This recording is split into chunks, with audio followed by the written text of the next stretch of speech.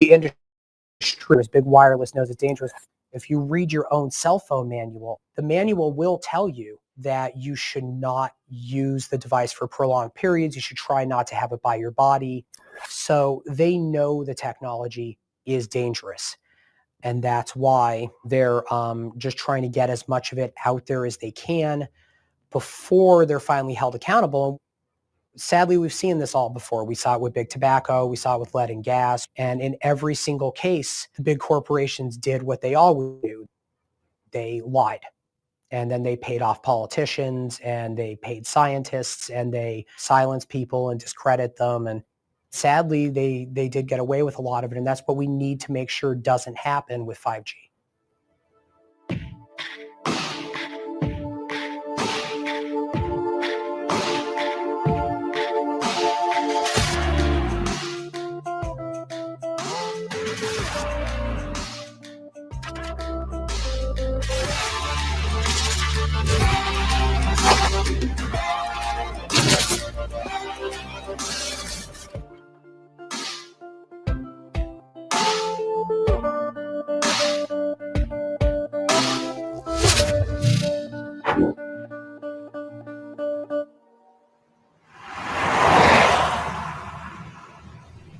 We're just walking on our way to the Herald building.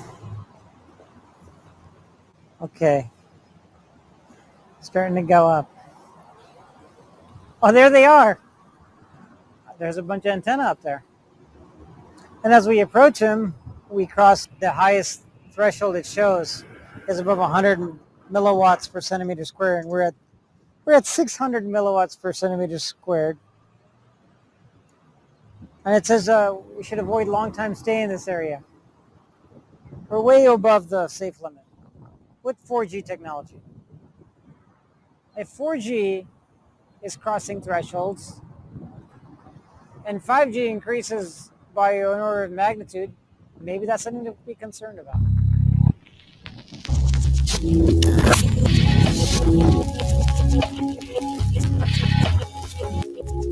First of all, G just means generation. 5G technology is just a marketing term that surrounds a whole bunch of other technology, including more powerful phones. 5G is coming, and with each successive network, the frequencies used, like 3G, 4G, 5G, are getting higher frequencies with smaller wavelengths. When we're talking about millimeter wave, especially in the application of 5G, we're talking above the 8 gigahertz range.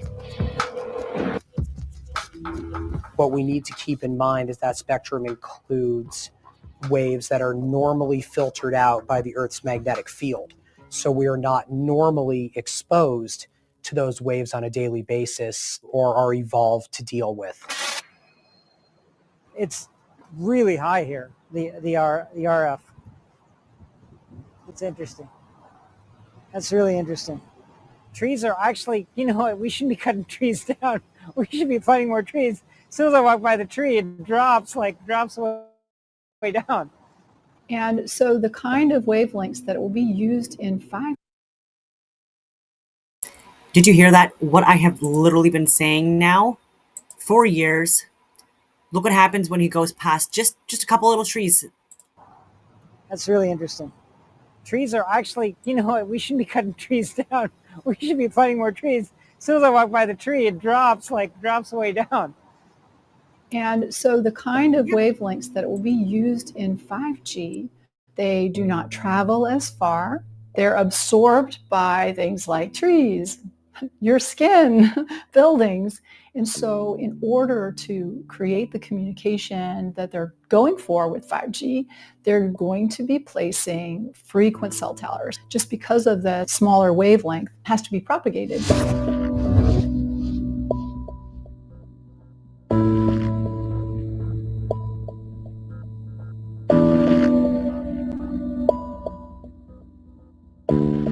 The deployment of small cell emitters is a concern of mine.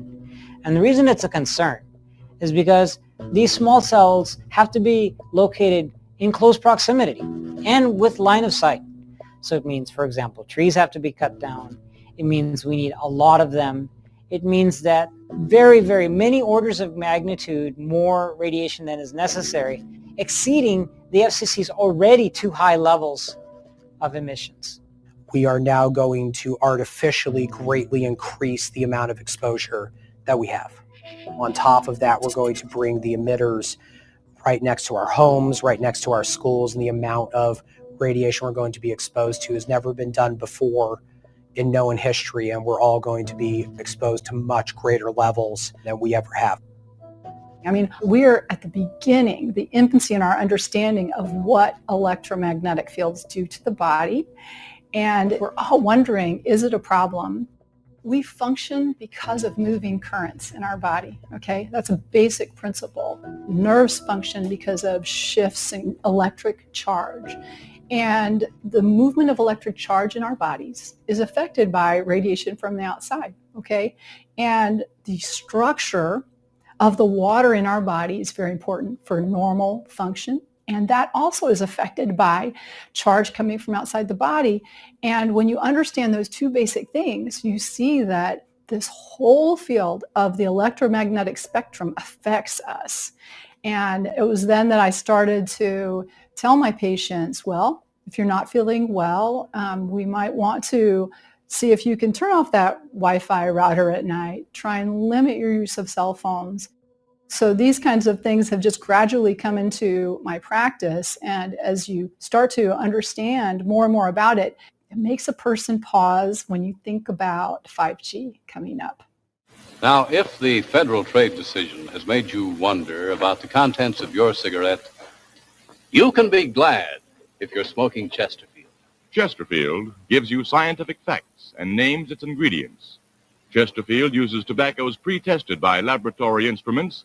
Outside independent consultants include many eminent scientists from leading universities for the most desirable smoking qualities, entirely safe for use in the mouth.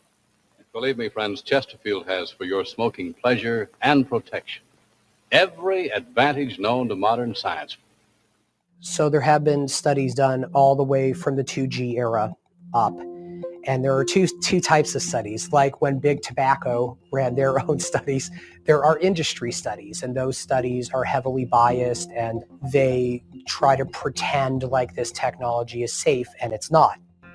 The unbiased studies that we've seen coming out pretty overwhelmingly say that this technology causes health problems, anything from headaches to cancer, most of that cancer being found in rats. And we have the industry trying to blow off those studies by saying that, oh, well, rats aren't humans. Well, rats share 97% of their DNA makeup with humans. We actually have more in common with rats than we do with most apes. So we should really care if this technology is causing cancer in rats, because they are very similar to us biologically. Looking at recommendations like the World Health Organization in 2011 telling us certain frequencies are possibly carcinogenic. And more recently, the university in Sweden, in Örebro, Sweden, put out a statement saying that there clearly is evidence that this can be carcinogenic in several different tissues in the body, and we can't just call it a possible carcinogen. And I think that the fact that other countries are really looking closely at this, I hope that this is going to lead the United States to join in and try and protect people and make sure that we're doing the right thing. Leopold, that's a retirement community, and what we know is that people that are above a certain age and below a certain age are much more vulnerable to the range of electromagnetic radiation. So I'm curious about what emissions look like. There we go. So as I've been walking around in front of the building, I've been seeing numbers between 10 and 30 milliwatts. According to this reference card, above 1 milliwatt per centimeter squared is a problem for long time stay. And this is a residence for hundreds of elderly people. Look like we're now seeing some spikes going way above 100. There are certain subsets of people that have more problems That tends to be the very old, the very young, and also people who have some genetic susceptibility. And we know that electromagnetic field radiation can cause DNA damage. What we're seeing, though, is that multiple chemical sensitivity, food sensitivities, extreme fatigue, weakness, brain fog is big, and sleeping is also a big issue for those people. Right now, the majority of people feel fine. But the question is, do they have the same energy that they used to have? Do they have the same sharpness that they had when they were younger? Do they wake up ready to go? Because these are subtle things that can happen over time. And these kind of subtle things can be indicators that they actually are suffering from the electrosmog around them. But if you're living in a place where when you sign into your computer, you get like 20 networks, that means you're like in the middle of a storm you cannot see. And when I think about what it would be like to live in New York City or Los Angeles, where you see cell towers everywhere and people are in high-rise buildings with like a gazillion routers, my heart just goes out to the people who cannot control that, and they are forced to live in that kind of environment. And it's important that as physicians we begin to recognize that this is something that's truly happening in our patients. There's a lot of questions. That's the reason what we're concerned. We're not saying that no 5G or no emissions of any kind are ever a good idea. It's that it needs to be studied. We need to have a sensible approach instead of doing like we've done so many times in the past, where we've let powerful corporations do what they want, and then we have to clean up after them.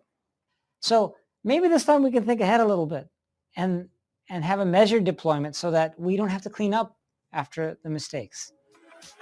It's not just a local issue, it's a global issue.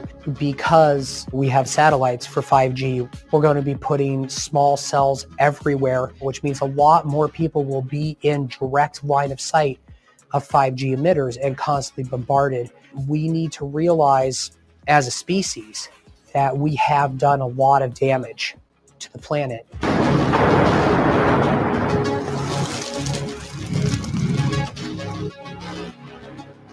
And a lot of that damage has been done because we didn't take the time to do proper research before we rolled things out.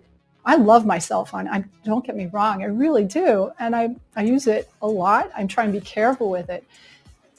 But I don't want it to harm my children or my grandchildren. And I want to know what's going to happen as we use electronics more and more. And, you know, it's funny to me because we have this pretend race with China for 5G, and you'll hear this come out of especially the current administration a lot. As this committee heard just a few weeks ago, the United States is engaged in a high-stakes race with China, South Korea, and others for leadership in 5G. It's critical that the United States win this race and the jobs and investment that will come with victory. That's all smoke and mirrors. We already lost this pretend race that we're having with them. This pretend race reminds me a lot of the war on drugs. The Chinese manufacture virtually all of our cell phones. But even China has a more reasonable standard for the amount of radiation it allows its citizens to absorb than the United States does. This is our generation's version of tobacco. The gentle sounds of springtime seem to say relax and be refreshed. And just as gently, Salem brings you springtime refreshment. For Salem special paper, air softens every puff, breathes in fresh, cool air to bring you a softer smoke. So currently in the United States, as far as I know, we do not have any regulation on EMF. In fact, we even have some legislation that says you can't force a telecommunication company to take down a cell tower, even if you have health effects. And just to clarify, the FCC has its own idea of what acceptable emissions are, largely dictated by the telecom industry, which interestingly enough, are higher than the emission standards of Russia and China, two nations which aren't known for their environmental protection. The bottom line here is that the FCC has been busy removing consumer protections in almost every industry that you regulate. The FCC can make a difference when you focus on the greater public interest, not on fulfilling the wish list of a few large companies. The money on my mind, I count it every time. Many of our federal agencies, particularly FCC, have a long history of being influenced by the corporate telecommunications sector. 1, 2, 3, 4, 5, 6, 7, and I count it. Ooh, 1, 2, 3, 4, 24, 7, and I stack it. Our party's going down, and everybody's counting 1, 2, 3, 4, jumping on the floor. Luckily, we can be proud that our FCC has been corrupt for a very long time. It's just a little bit more corrupt now. Too often during the last year, the agency acted at the behest of the corporate forces that surround it, shortchanging the American people.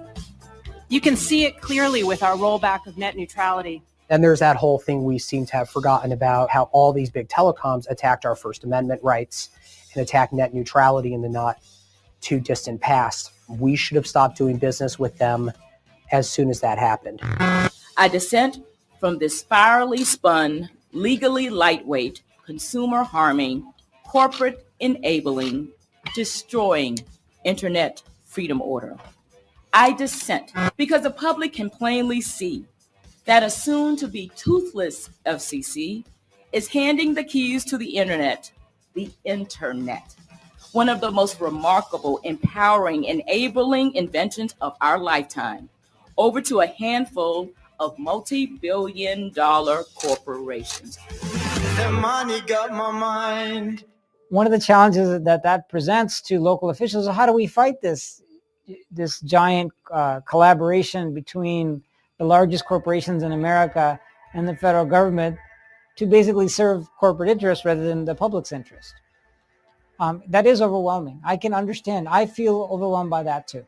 I try never to explain anything with conspiracy that I can explain with laziness or stupidity. With respect to modernizing our rules, we are cutting through the regulatory red tape and making it easier for broadband providers to invest in next-generation networks. To do that, in March, we exempted small cells, which are the building blocks of next-gen networks, from the costly federal review procedures designed for much larger 100-foot towers. The FCC has greatly overreached its authority. The FCC is not a health organization, yet they are allowing a dangerous technology to be deployed everywhere. Some cities are resisting, but it will come down to whether their governments are willing to fight on behalf of the people or not, and they elected good government officials. And the problem is there's a really big lobby, right? I mean, the companies, they want to move things forward.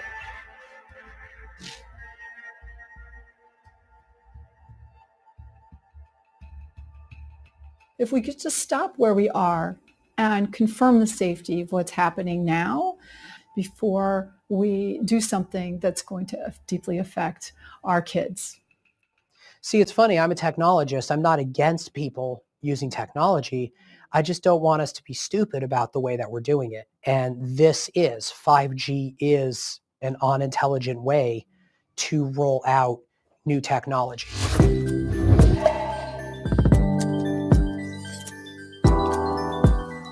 What people can do is to recognize that every year is an election year. So there's always city council members, county council members, local politicians running for office. And by talking to them, they're prone to make commitments because they want your vote. So this is the perfect context in which to ask for change and undertake a study that's will allow people in the community to be able to make their own choices. Sounds like an inside deal to me. And if your politicians are unwilling to do their job and fight for the safety of their citizens, then they need to be replaced. We need politicians that will stand up for their citizens and sue the FCC And we need to realize we are far behind most of the rest of the developed world.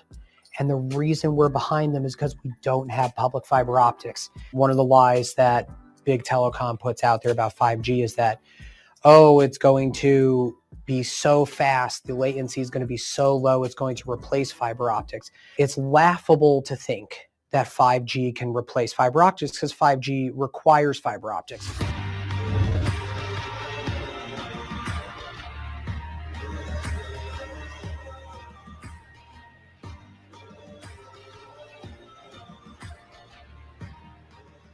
Fiber optics is the 100% safe solution as well. It just carries light.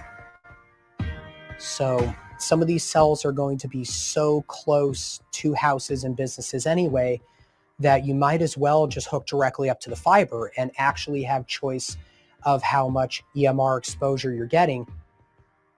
I don't think it's realistic to expect our city officials and county officials to magically stop the problem. But it doesn't get better by sticking our head in the sand. It is possible for local communities to tell the federal government to wake up. And I think people in Portland, people in Danville believe that that's possible. And they're doing it.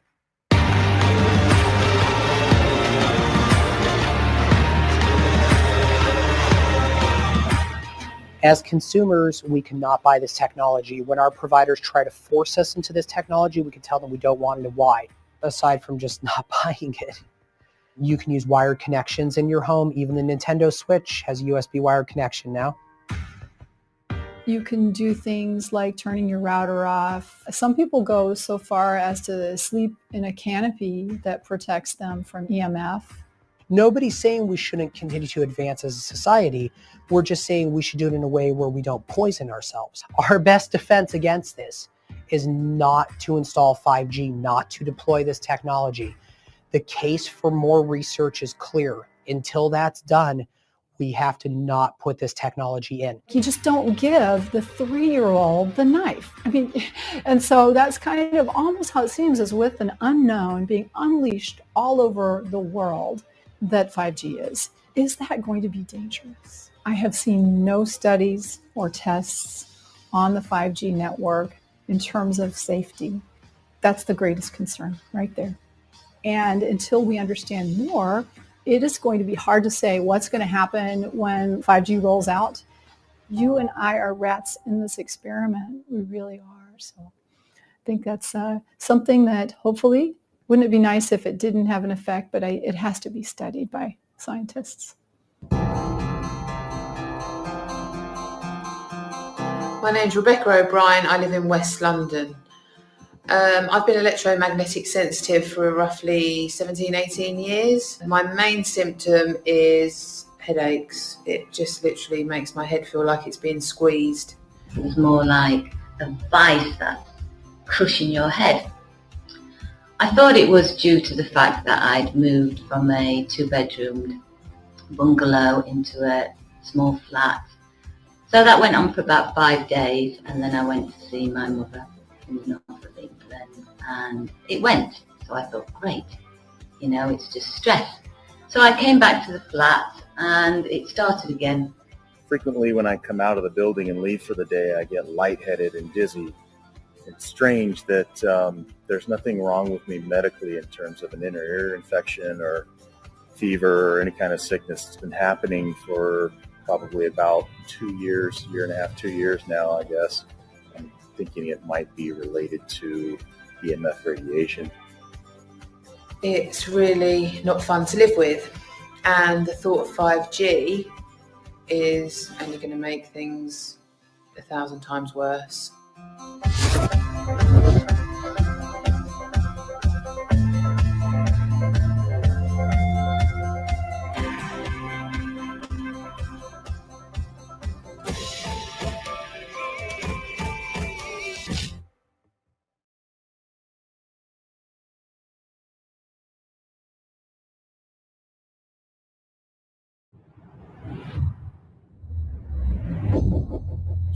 It's important to understand what the 5G is doing and what they say it's doing.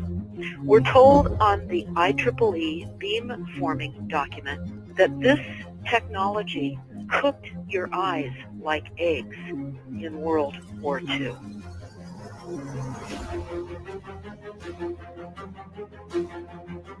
And you all need to understand these are military weapons. These are assault frequencies. If you garner nothing more than that, that's what you need to know. It's microwave radiation warfare, is what this is.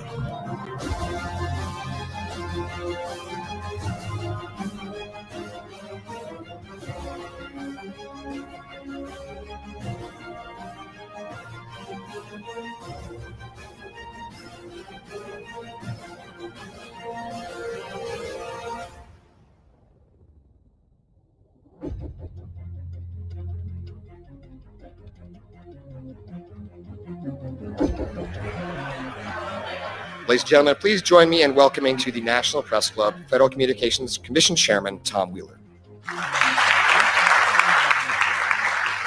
It's an honor to be here at the National Press Club. The first generation wireless 1G was voice.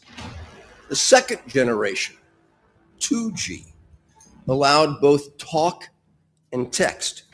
The third generation 3G, the internet, in a limited way. And today's technology, 4G, completed that digital migration. But if anyone tells you that they know the details of what 5G is going to become, run the other way. This video is brought to you by the number 5 and the letter G. And pretty soon, everything else will be too. I have to tell people 5G is a killer. I'm Mark Steele. Anybody who hasn't heard me, I'm a weapons systems head-up display expert, one of the leading experts in the world. I've actually brought cover in relation to this, and the reason I became an expert was because I invented them. What I'm going to say to you today, do not believe a single word I say. Not one. I want you to do your own research. You'll find it's absolutely terrifying. You got your body cover? Aye, I have. Oh, good lad. Right, because I can talk to that. This 5G roll-up is a weapon system. I've got a letter with central government because I know about weapon systems more than anything other. In Britain, in a place in the north of England called Gateshead, a scientist there called Mark Steele has been very publicly and actively warning people about the effects of LED streetlights, which he says in Gateshead are emitting now 5G.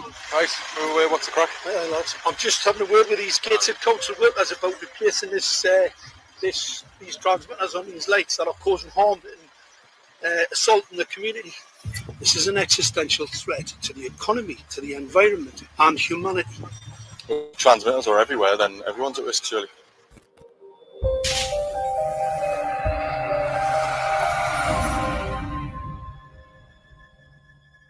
There's a lot of confusion about what 5G is. The G stands for generation. So you started off with the first transmitter system. Back in the 1980s. In the 80s, yeah. So you had 1G, then you had 2G. And as the generations moved on, you started to see more complex signal systems, cleverer pieces of, antenna designs, etc., etc. So the whole thing became more data, quicker downloads, etc., etc. However, 5G is something completely different. Right, let's get a breakdown. Let's tell the people what this really is. This is the 5G transmission device. That's a hell of a beast, that, isn't it? These are the uninsurable transmitters. Just get a good look at that, guys, because obviously I know there's quite a few experts who want to see more detail about the transmitters and the chipsets. Just have a good look, boys. This is the control management system, mass array. There's an antenna there, you see that? What is this phased array antenna here? What's that? This is for phased array, all right? As you'll see, it's got a driver, it's got some chip there. It's one chip. Look at the chipsets on this. This is your dystopian world. What did Gateshead Council say? I'll tell you what, I think we better send some of these educated fools back to school, or just send them to prison, whichever's the easiest. I think prison's probably better. All right, that's 5G, guys. That's 5G hardware. You must consider the whole part played by electricity in nature. Human beings cannot go on developing in the same way in an atmosphere permeated on all sides by electric currents and radiations. It has an influence on the whole development of man. This life of men in the midst of electricity, notably radiant electricity, will presently affect them in such a way that they will no longer be able to understand the news which they receive so rapidly. The effect is to damp down their intelligence. Such effects are already seen today. Even today, you can notice how people understand the things that come to them with far greater difficulty than they did a few decades ago. Rudolf Steiner, 1924. Rudolf Steiner noted that in 1924, since then our atmosphere has become far more permeated with electric waves of widely diverse types. There's no doubt now that electric waves, electromagnetic forces, cause direct biological effects. There's thousands of peer-reviewed papers on this subject. There's no doubt about it. But what are these effects? How are they affecting us? What can we do about it? We're now at a stage where we're putting in what's called 5G, which is a special type of broadcast for high-density information transfers. And it turns out that this is the same frequency bands that are used in crowd dispersal weaponry.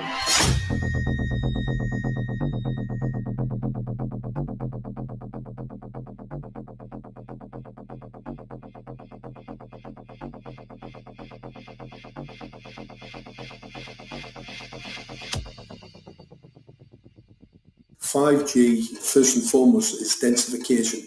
So it's significantly more transmitters in close proximity to a human, and it is also a sophisticated, illegal, unlawful transmitter.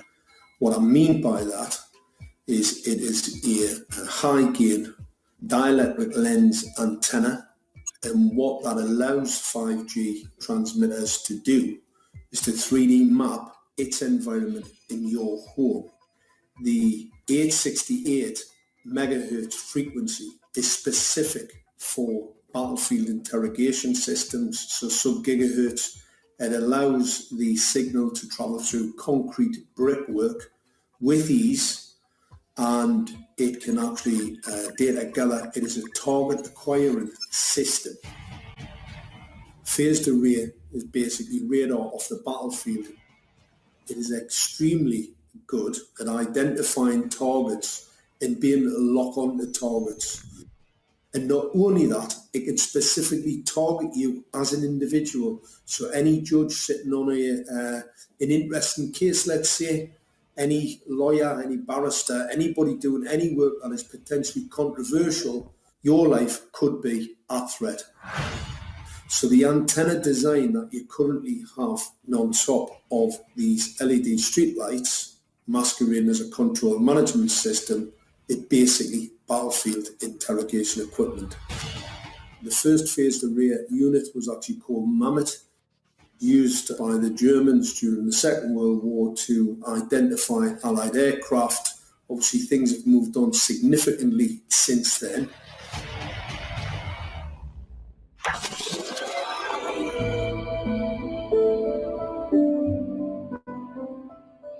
Well, I joined the Royal Navy in 1960, and I specialised in microwave warfare.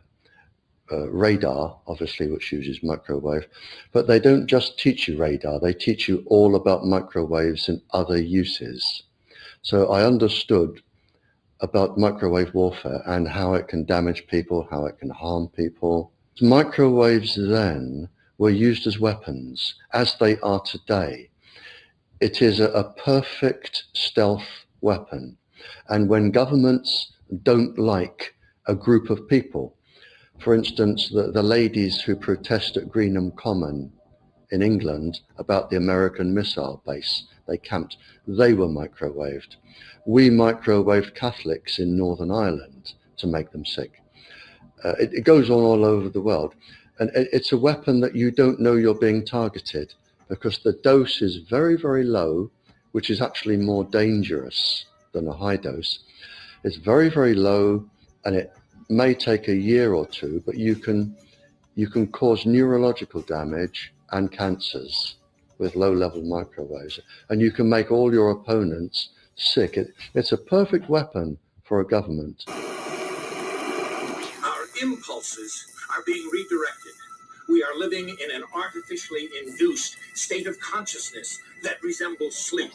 Their intention to rule rests with the annihilation of consciousness. We have been lulled into a trance.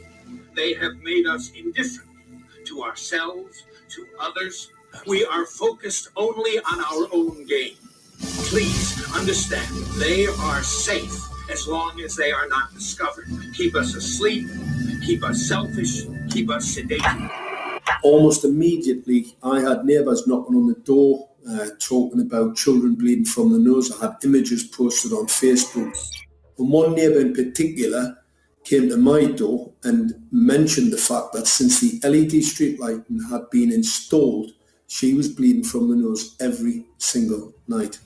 I thought it was unbelievable. However, I spoke to another neighbour who lived not far from the first lady who mentioned this, and she also confirmed that since the LED street lighting had been installed, she also had started to develop nosebleeds and had never had nosebleeds before in her life. That then put me on a journey to investigate.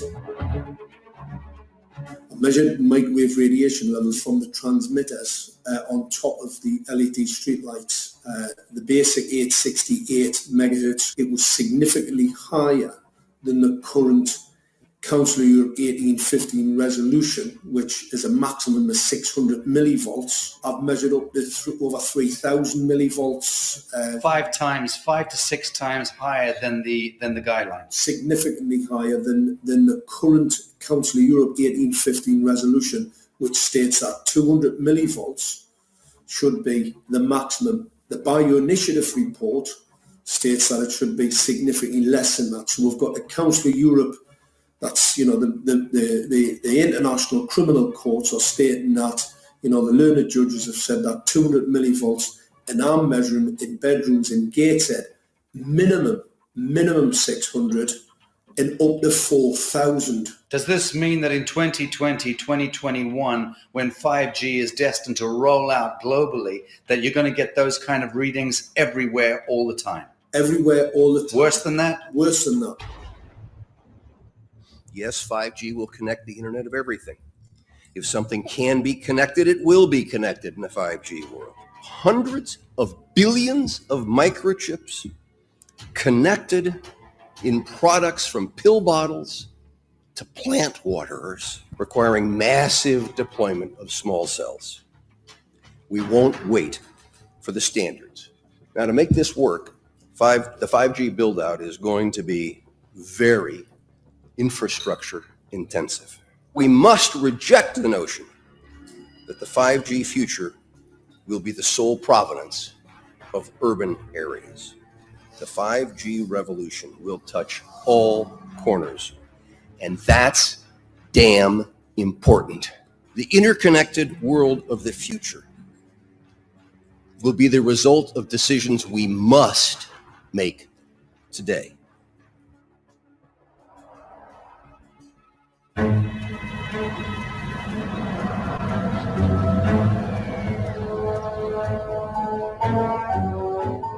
The main issue before us today is Senate Bill 637 and Senate Bill 894, the former by Senator Hugh and the latter by Senator Knopf. We're going to invite the first four witnesses in support of the legislation, and that would be John Jones with Sprint, David Lewis and Andy Emerson with AT&T, Neil Krevda with Verizon, and Frank Iacovetti Jr. with T-Mobile. So be straight with me. Is it true? It could be. No, well, very few cases. Proof There at was all. an unfortunate It's really a incident out in complicated Iowa. situation. Look, gentlemen, Practice these words in front of the mirror. Although we are constantly exploring the subject, currently, there is no direct evidence that links cell phone usage to brain cancer.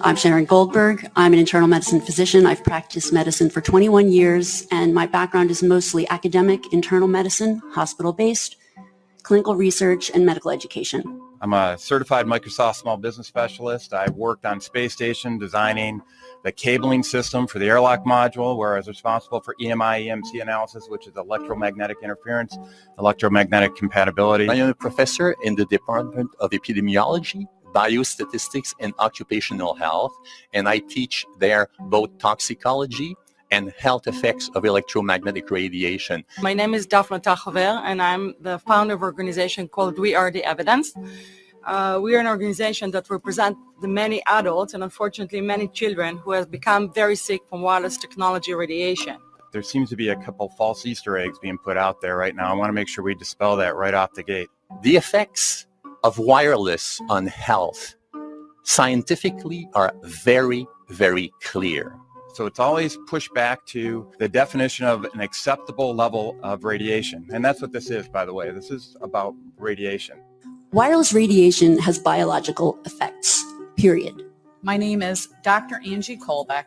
I've been reviewing the studies showing the impacts of wireless radiation on our health, and there are now thousands of studies showing the following adverse health impacts to wireless radiation: cancer, oxidative damage, DNA failure. Things like memory, dizziness, anxiety, brain fog. Headaches, nosebleeds, cognitive problem, exhaustion. We have evidence of DNA damage, cardiomyopathy, which is the precursor of congestive heart failure. Short and long-term memory loss, decreased attention spans, lower reaction times, even involuntary contractions of muscles causing misalignments of spines and jaws. Breast cancer. We suddenly have breast cancer in women who have no DNA predisposition. Disrupted immune function and change in stress proteins, reproductive and fertility effects. There are dozens and dozens of studies that show beyond any doubt what this radiation is doing to our sperm. Now, if you take the sperm will recuperate within 3 to 4 months. What would not recuperate would be the damage to the DNA of the sperm. That is irreparable. The wife of the ex-governor of Indiana was diagnosed with glioblastoma. Same brain tumor Ted Kennedy had and John McCain had. Did you look at John McCain's scar? This is a cell phone brain tumor. LeBron James, one of our sports people, had a salivary gland tumor. That is another cell phone tumor. You didn't hear about it because immediately after that was discovered, he was paid by Samsung to become their spokesperson. We are seeing increases in brain tumors. We're seeing increases in Alzheimer's. We're seeing increases in all of the neurotransmitter diseases, ALS, Lou Gehrig's disease, Parkinson's. These are all disease systems that are known to be associated with low-level energy exposures. We talk about 24/7, around-the-clock exposure, wherever you are and your whole body. You never get away from it. And it seems from our studies that maybe your immune system can cope with for a time, but it will deteriorate. Then the irradiation will definitely damage cells at their deeper level. And the question is, what will then happen? These are out of peer-reviewed papers, so these are not just hypochondriacs thinking that they're doing it. We're having real problems with this. This is no longer a subject for debate when you look at PubMed and the peer-reviewed literature. These effects are seen in all life forms: plants, animals, insects, microbes. So 5G is not a conversation about whether or not these biological effects exist. They clearly do. There is scientifically evidence that is so strong that you can be certain that the standards used by the FCC to manage health effects are wrong. We need to start measuring how much radiation are people being exposed to before we roll out 5G. There are 4 kinds of electromagnetic fields that we know are harmful to human health. So radio frequency radiation, magnetic fields, dirty electricity, and electric fields, okay? Our exposure, any given person, and all humans are affected by EMFs. What is our exposure in a day? It's not one cell phone. It's cell phones, it's multiple wireless networks, it's smart meters, it's cell towers. It's this sandwich, and it all adds up. The data we're going to look at are all published science, testing results, or public standards. At the bottom end of the radiation scale of what's called power density or signal strength is the minimum level at which cell phones will work, which was found to be 0.2 billionths of a microwatt per centimeter squared. Pine needles were found to age prematurely at 0.00027. At short-term exposures of 0.05, children aged 8 to 17 experienced headache, irritation, concentration difficulties, and behavioral problems. 0.1 is the biobiology or building biology guideline for extreme concern. 1.0 produced sperm DNA fragmentation and a decrease in sperm viability in vitro. Also at 1.0, the science shows the following bodily effects can occur: headaches, dizziness, fatigue, insomnia, chest pain, difficulty breathing, and indigestion. 2.5 saw altered calcium metabolism in heart muscle cells. 4.0, changes in the hippocampus affecting brain memory and learning. And at 6.0, DNA damage in cells. So where are smart meters on this list? Electrical Power Institute in December 2010 measured a single Itron smart meter with pulses up to 7.93 microwatts per centimeter squared. Our own testing indicated approximately 8.0 with 1 meter. These tests are at a close distance, approximately 1 foot away from the meter, but an infant's crib could be just as close on the other side of the wall where the meter or bank of meters are installed. Even though there are all these known health effects at levels far lower, Switzerland, Liechtenstein, and Luxembourg see fit to set the standard at 9.5. And China, Poland, and Russia, 10.0. This is the same level at which behavior has been altered, producing reflexes of avoidance following 30-minute exposures. A room of 12 smart meters, very common and even a conservative number in an apartment building, tested at 19.8 microwatts per centimeter squared. This is hundreds of times higher than levels which clearly indicate harmful effects. So how can utilities and governments get away with forcing these devices on everyone? This is how. In Canada and the US and several other civilized countries, the safety limit is set at 600 to 1,000 microwatts per centimeter squared. This so-called safety limit is literally tens of thousands of times higher than levels which are known to damage health, according to peer-reviewed published science.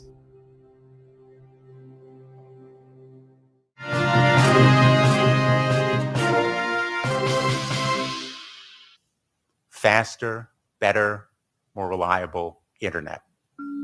That's the promise of 5G technology, but there is also the peril. Health hazards associated with radio frequency that is higher also and requires more transmitters and antennas.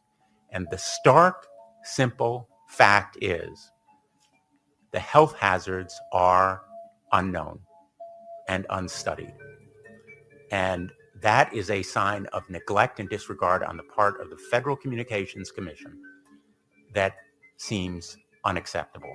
There have been no answers so far. The FCC basically has said everything's fine, but in order to reach a conclusion about the health and safety of this new technology, we need facts. Mr. Chairman, thank you for having this hearing. 5G, as you well know, also uses higher frequency waves that don't travel as far and will rely on a network of hundreds of thousands, potentially millions of small cell sites. And the question then is, are there any health implications, any public safety implications to those additional sites that are likely to be located close to homes, schools, workplaces, and closer to the ground? Correct? Correct, Senator. Yes. So my question for for you, particularly Mr. Gillen and Mr. Berry. How much money has the industry committed to supporting additional independent research? I stress independent research. Is that independent research ongoing? Has any been completed? Where can consumers look for it? And we're talking about research on the biological effects of this new technology. Thank you, Senator. I think, thank you for your focus on the issue. Safety is paramount, and as you alluded to, we rely on the expert agencies, we rely on the findings of the FDA and others as to the requirements to keep all of us safe. There are no industry-backed studies, to my knowledge right now. Happy to visit with you as to what opportunities you think there needs to be more studies, and we're always for more science. We also rely on what the scientists tell us. So essentially, the answer to my question, how much money? Zero.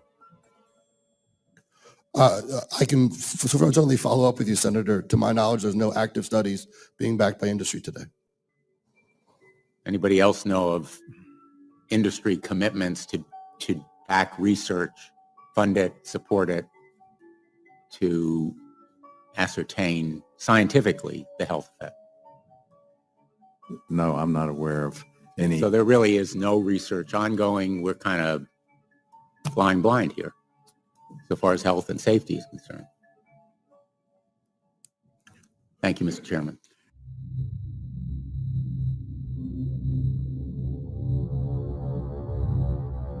You're a trained medical professional. Yes. We don't have one on the panel. What are we to make of the American Cancer Society, for example, telling us there's no evidence of harmful product? Many of these organizations have conflicts of interest.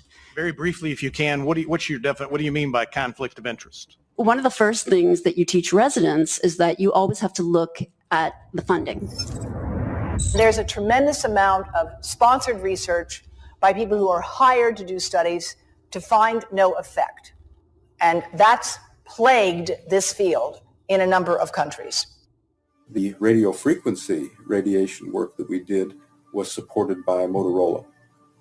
The relationship was really very cordial and very stress-free, but only up until we started generating data. These folks were very, very upset and began to talk about how are they going to handle this? What sort of spin can we put on this? What can we expect from this? And from that point on, the relationship changed. What we saw was that Motorola began to exert more and more control over the work, telling us what to do, telling us how to write abstracts, what to say in the abstracts, what to say in the papers, how to do the work.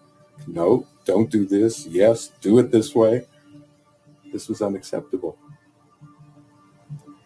I had completed our study of DNA damage, and I submitted the final report to Motorola. They simply weren't willing to accept my interpretation of my study, my evaluation of my study, my knowledge of science at that point, and tried to urge me not to publish the study. Did you hear about people coming to you as far as having complaints about illness? We were made aware of health complaints following installation of smart meters, and we wanted to verify this using our field work. So I measured the field of about 30 different people while they stood 1 foot in front of the smart meter, and in every single case, the human energy field was obliterated as they stood in front of the smart meter. So in our first slides, what we see is normal cells, and the structure of the cells is intact and sound. This is what we would expect from a normal sample.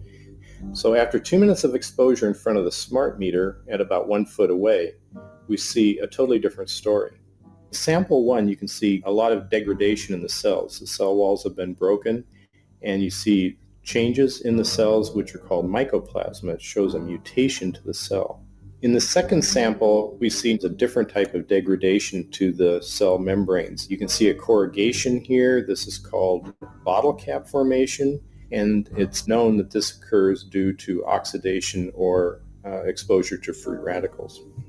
So this third subject When we did her sample, she had to be pulled away from the meter after 45 seconds because she complained about a increasingly severe headache.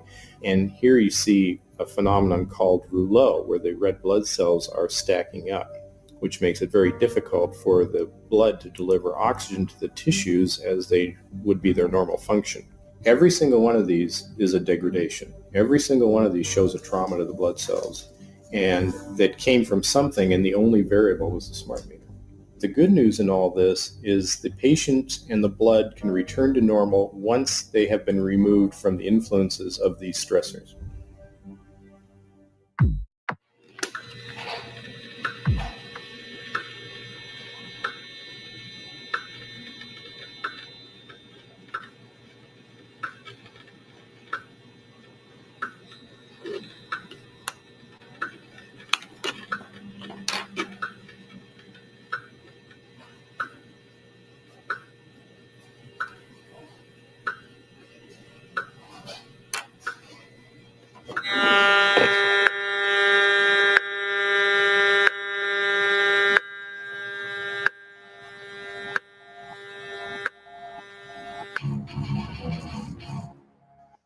Some of the effects that we can look at, well, one thing is just our regular Wi-Fi, 2.4 gigahertz.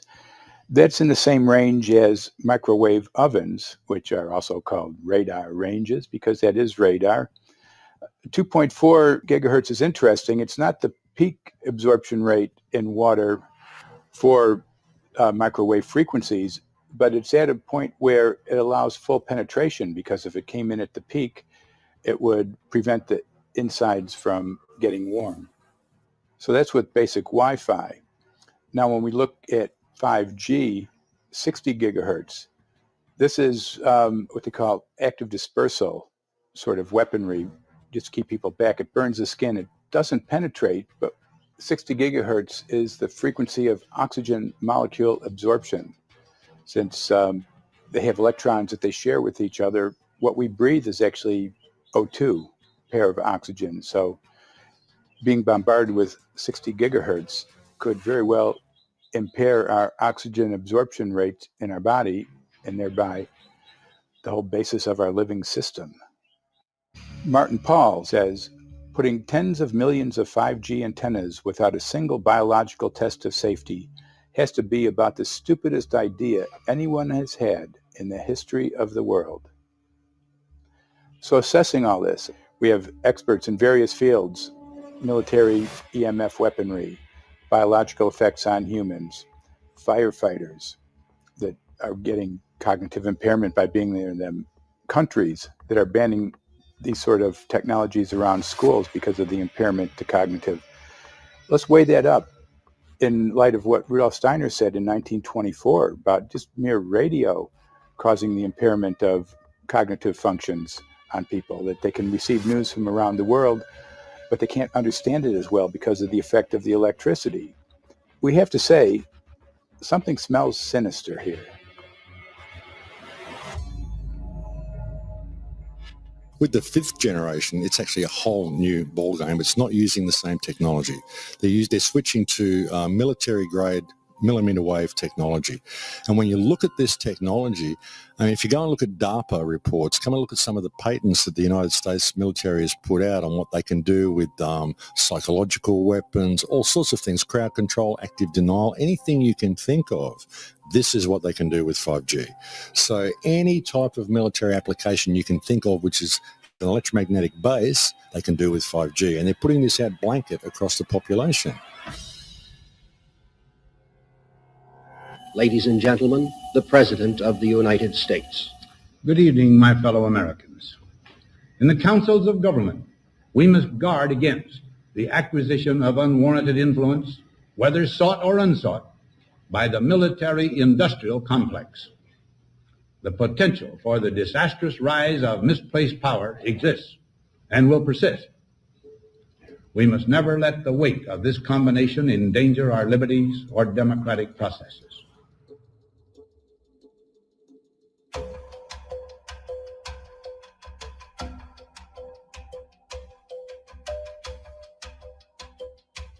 The FCC is a capture agency. They probably conducted what I believe to be the biggest fraud on the public ever conducted. The FCC has been described by Harvard University's Center for Ethics writer Norman Alster as the most captured agency in DC, acting more as a industry cheerleader than a regulator. This is especially true today with 5G, where there are serious safety concerns and potentially misleading information coming from the FCC. For example, the previous chairman of the FCC is Tom Wheeler. He was the head of the Wireless Lobby Association for 14 years. Now, remember, Obama told us there would be no lobbies in his administration, so he took the biggest lobby and put him as a head of the FCC. And that's damn important.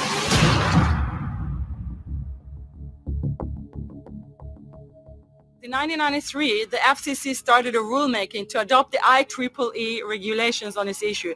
IEEE is an engineer association. Why is it that we adopt regulation of engineers who maybe know how to measure this radiation when it's passing a wall, but not when it's passing a body? All our health agencies objected it, saying that it makes no sense to adopt engineer association, that they had not even one biomedical person on their team. They're effectively indemnified against adverse health impact lawsuits when the acceptable limits are higher than the limits actually shown to show harmful health effects. The FCC guidelines were developed for short-term exposures, 6 minutes, 30 minutes, depending on it's a phone or an outdoor exposure. And they have absolutely no connection to the biological effects that have been very clearly summarized in the Bio Initiative.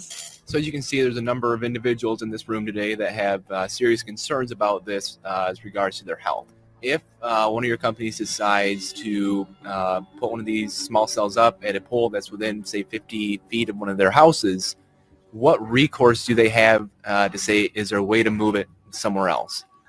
There's language in the authority can require the applicant to come forth with certification of compliance with the FCC's rules related to radio frequency emission.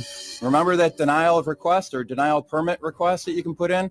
It's going to point back to the acceptable levels as determined by the FCC, not the EPA, not the CDC, the ones who usually take care of health concerns, but by the FCC, which is staffed by former members of the telecommunication industry. That's the fox guarding the hen house.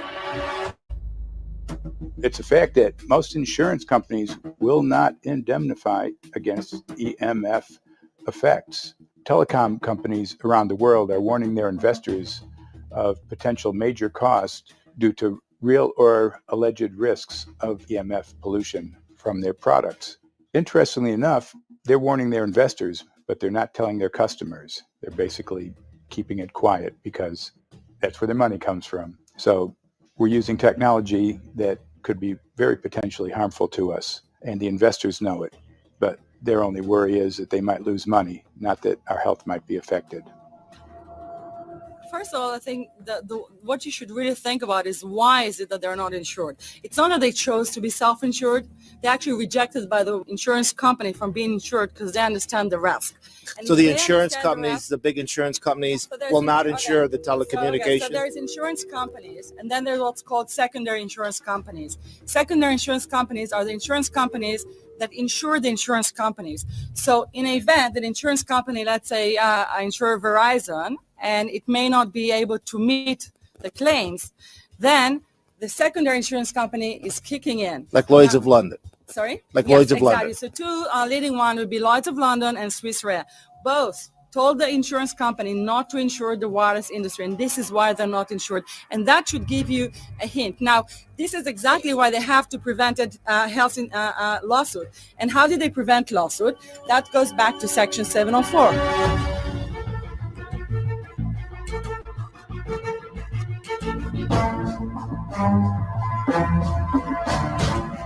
Section 704 was passed in 1996. This is how our rights in regards to health were taken away by the wireless industry. What this legislation did, it gave the power to regulate the health effects of wireless technology to the FCC. FCC is a spectrum auctioning agency. It's not a health agency. They don't even have one biomedical person on their team. And then the other thing that Section 704 did, It actually took the power from the states to regulate location of cell towers based on health. And what does it mean? It means that if they want to put a cell tower in front of your home, you cannot go to your city council and say, hey, stop, I don't want it. I just heard in a lecture that there are 10,000 studies proving that it's harmful. I don't want it. My child is sick. They will tell you, stop. You're not allowed to mention this in the city council because Section 704 says that if you will, and if the application will be rejected, the city will be sued, can be sued by the wireless industry.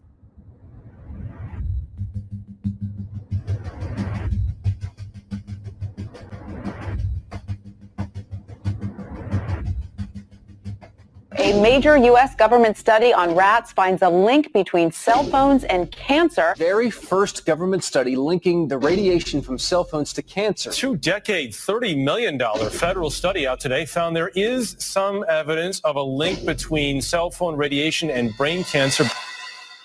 Professor, what is the NDP? I've heard that study several times. NDP is what? So it's a $25 million study on the rats and mice that was supposed to demonstrate that there were no effects of radiation below thermal.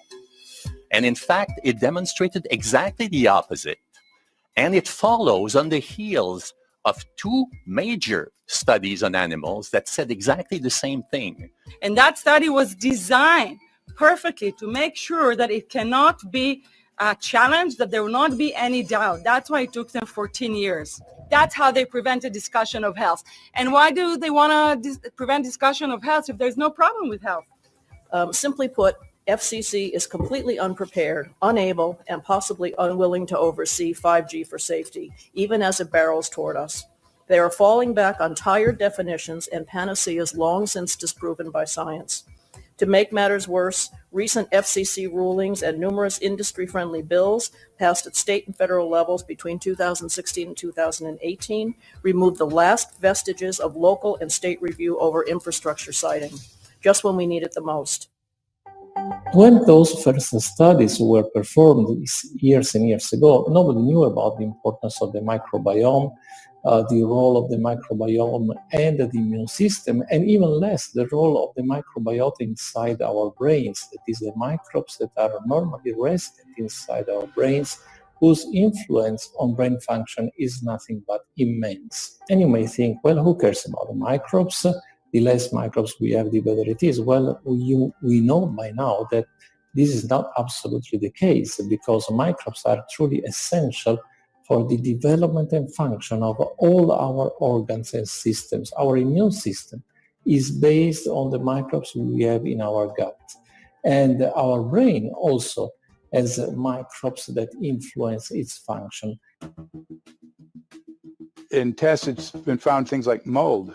If you grow mold inside a Faraday cage, it'll grow one way, and then even if the electromagnetic fields are around, take the Faraday cage away, and some sort of 600 biotoxins are developed within the mold because of the effects of the EMFs upon it. Electromagnetic fields, even of weak quality, have an effect upon our microbiome, which is really essential to our whole being.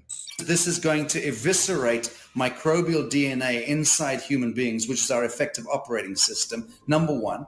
So it may not impact human DNA in laboratory experiments right now, and they're saying it doesn't impact human DNA.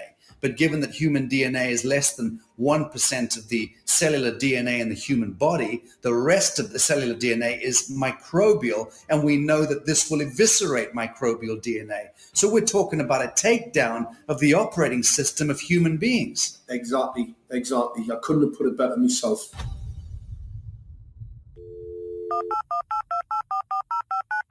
John Brandt. Good morning, Mr. Brandt. Wow, this is Amanda from Virginia. Hi, how are you? Hi, I've been trying to get a hold of you for months now. You guys are covering up chemtrails. No, we are not covering it. We have no reason to cover up chemtrails. Of course, you have every reason to cover it up. Every reason. It's called What losing your reason job. would that be?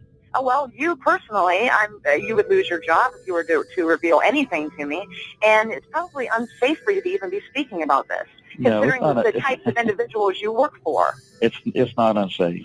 It is unsafe. There's no problem with us talking on, you're a citizen, you're making a complaint.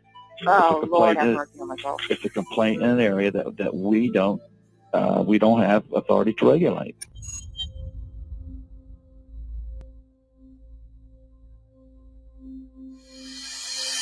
So the connection between chemtrails and 5G.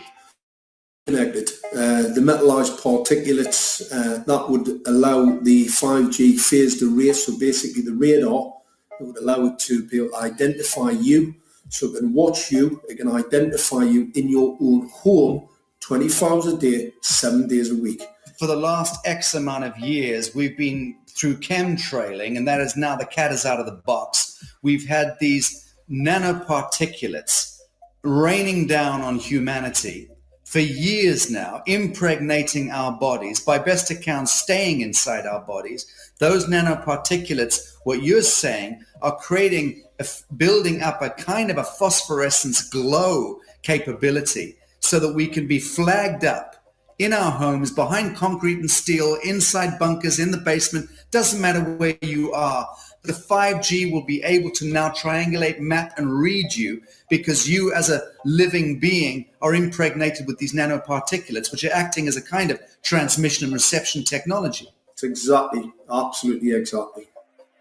You have to consider that DNA also works as a fractal antenna, which is able to send and receive and also to process signals under the form of radio frequencies. Well, then there is no doubt that artificial radio frequencies, such as those of cell towers, and in particular these new types of towers that have a much higher density of signals, they may somehow interfere with the ability of DNA to retain and transmit biological signals. So this is one level of danger that very few biologists are aware of.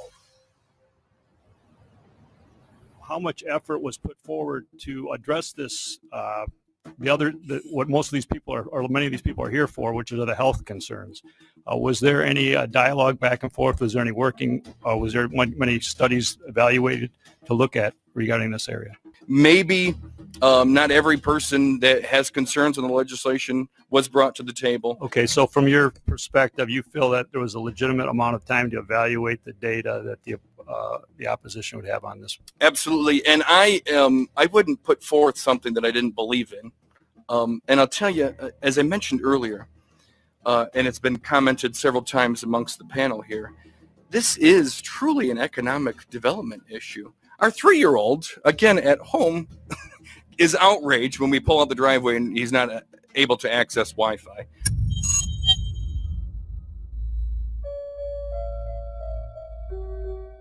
I think anyone who puts Wi-Fi into a school should be locked up for the rest of their life. I really do. I think they're not fit to walk on the surface of this planet because they haven't looked at the research, and whatever incentive they have, it is not worth the genetic problems that parents are going to face with their children when they're born. France has banned Wi-Fi in nursery schools and put warnings out for regular schools because they're finding there's impaired learning capacity in children when they're around Wi-Fi. And they have to put up warning signs where they put Wi-Fi transmitters. When I got sick and I learned that they're putting Wi-Fi in the schools in Israel, I was very sick at the time, but I could not tolerate the thought that children in the schools will become as sick as I have. And after a few months of correspondence, I submitted a Supreme Court case in Israel to ban the use of Wi-Fi in the schools and replace them with wired network. The 4 top diseases that kill our children, our young adults right now, are brain tumors, thyroid cancer, testis cancer, rectal cancer, everywhere we put our cell phones. And a lot of our children are sick and they're being misdiagnosed and mistreated because the wireless industry has put billions and billions of dollars in the past 30 years to mislead the public as to the health effects and keep the public uninformed. We are performing an experiment on children. We are exposing children to microwave radiation for 6 hours during every school day. We have had absolutely no studies looking at the long-term effects of this radiation on young people or even on adults. A considerable amount of research shows that developing brains and bodies of children are much more affected than adults.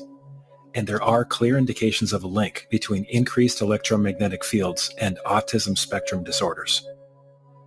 We took 10 autistic children and went back to the sleeping location where the mother was when she was pregnant with that child and compared it with the sleeping location of a mother that gave birth to healthy children. We had 10 mothers in that group, 10 mothers in this group. And in the group of the autistic children, we found that the measurements that we got for the microwave exposure was elevated compared to the group of children that were normal. The fetus is affected. The exposure to man-made electromagnetic fields has become the first factor that could be isolated ever in autism that could predict autism. The fifth generation of wireless technology, or 5G as it's being rolled out worldwide without safety testing. Let me say that again, without safety testing. And how we've got scientists and doctors and environmental organizers saying, stop this. Because in terms of the effects of wireless radiation, the science is in. Wireless radiation can lead to cancerous heart tumors, brain tumors, DNA damage. Wireless radiation is linked to infertility, to autism, Alzheimer's, and more. And guess what? All the effects that I just listed, those are some of the effects that are known according to the technology that's being seen today. First of all, you have to know that we know that the other EMFs that we're exposed to are already known to be health risks. And basically that 5G, because of the frequency that's going to be used and because of the extraordinarily high pulsation levels that will be used, is a much bigger threat to our health than the things that we already have, which are very substantial threats to our health. We're not just talking about the intensity. We're talking about the frequency and the very high level of pulsations. There's a huge literature which shows that pulsed EMFs, EMFs that pulse up and down very rapidly, are in most cases much more biologically active than our non-pulsed EMFs. Every single wireless communication device communicates via pulsations, but the industry completely ignores this issue. The problem with 5G is that they're planning to put out tens of millions of these antennae all over the place without doing one single biological safety test. Are you implying possibly that we, the consumers, are the guinea pigs since they haven't really done tests to see the effects in a smaller setting? I mean, that's not an implication, it's a statement. We are, yes. Cancer is not the main concern that I have. I'm really concerned about sperm count and about effects on pregnancy. How many of you know that 1 in 6 American couples is unable to have a child when they want to? How many of you know that last year, the birth rate in this country dropped the most that it ever has in recent history, 3% in a single year? People look at the sperm, and people use cell phones, and the sperm, usually sperm swim, and they swim straight. But if you expose them to radio frequency, mobile phone waves, they swim in circle. Studies have been done here in Australia, taking sperm from healthy men. And one test tube gets exposed to cell phone radiation, and one test tube is not exposed to mobile phone radiation. And then the results are evaluated. And this is a measure of vitality. We measure how well the sperm swim. This is a measure of motility. This is a measure of the mitochondrial DNA damage. They have 3 times as much damage on their DNA if they have been exposed to mobile phone radiation. The data on that are rock solid. Cell phones can damage sperm quantity and quality. Your embryo, your uterus in the fetus, where your child is developing for the first 100 days, in the ovaries, the eggs do not have that protection. So they are at maximum risk from radiation. And for the first month or so, you wouldn't even know you were pregnant. You wouldn't even be taking precautions. That is the main danger area. So you give birth to a daughter, but her ovaries are now contaminated. She may be normal, she may be genetically damaged, but her ovaries are at the most risk. So when your daughter grows up, and she becomes pregnant and has a baby, this is where one of these eggs will be fertilized and come out. So the real damage here is your grandchildren. That is where it is going to show most. Do you think that there is a chance that within the third generation of females, they may be irreversibly sterile? Not in the third generation, but in the fifth generation, and that would for humans be something in the order of 150 years ahead of us. And of course, then it's too late to say that you are sorry, and it's very too late to say stop. There is a wealth of papers. I mean, we're talking about thousands of published papers in the scientific literature, few of which, or sometimes none of which, have entered the official documentations from authorities and likewise. So I think it's really time to have an independent compilation of data. Such was done at August 31st, 2007 in the form of the Bioinitiative report, of which I was one of the authors. And then we put together approximately 2,000 scientific references on a little bit more than 600 pages, clearly saying that if you, for instance, if you are a rat or a mouse or a cell or a molecule, you should definitely not allow yourself to be exposed to this. And in the meantime, we have this full-scale experiment using our own kids. One interesting case, John Patterson, he was a telecommunications engineer in Sydney, Australia. Very brilliant man. For 20 years, John tested Telstra digital systems. Over the time, he realised the dangers of electromagnetic radiation. It disrupts the bioelectric system of your body, which is really your brain, your nervous system, how your muscles talk. And he tried warning of these effects through different agencies, through his company. Got all the test gear out and measured it and drew up a report, and I was immediately removed from service. Finally, in 2007, he took matters into his own hand. He commandeered a used British Army tank and went and destroyed 6 cell phone towers in Sydney, Australia, because he wanted to stop this. He was trying to make a point. The message was that how dangerous it was. You know, these people were elected by us to manage our infrastructure in a responsible manner. That is the sole purpose of government if it's going to exist at all. And if it doesn't do that, then it has no right. It is invalid. So we need to pull this infrastructure down. We really do. But in order to do that, I mean, we can't just be some violent domestic terrorist. You've got to bring this awareness to the people that these towers are doing them damage. You don't need bandwidth that fast. And they're not doing it so you can download movies quickly. They're doing it so they can track every single thing you do and bring in this social crediting system to control even everything you think. It's a story about a lady called Claire Edwards. She was a United Nations staff member, and she was warning of the potentially catastrophic dangers of 5G technology. I took the issue to the UN Secretary General, Antonio Guterres. He is a physicist and electrical engineer, and lectured on telecommunication signals early in his career, yet asserted to me that he knew nothing about the dangers of 5G. Current public exposure levels are at least 1 quintillion, that's 18 zeros, 1 quintillion times above natural background radiation, according to Professor Olle Johansson of the Karolinska Institute in Sweden. The highly dangerous biological effects of EMFs have been documented by thousands of studies since 1932, indicating that we may be facing a global health catastrophe orders of magnitude worse than those caused by tobacco and cigarettes. 5G is designed to deliver concentrated and focused electromagnetic radiation in excess of 100 times current levels in the same way as do directed energy weapons. There is currently an international appeal signed by 237 EMF scientists from 41 nations, urging the UN and particularly the WHO to exert strong leadership in fostering the development of more protective EMF guidelines, encouraging precautionary measures, and educating the public about the considerable health risks, particularly the risks to children and fetal development.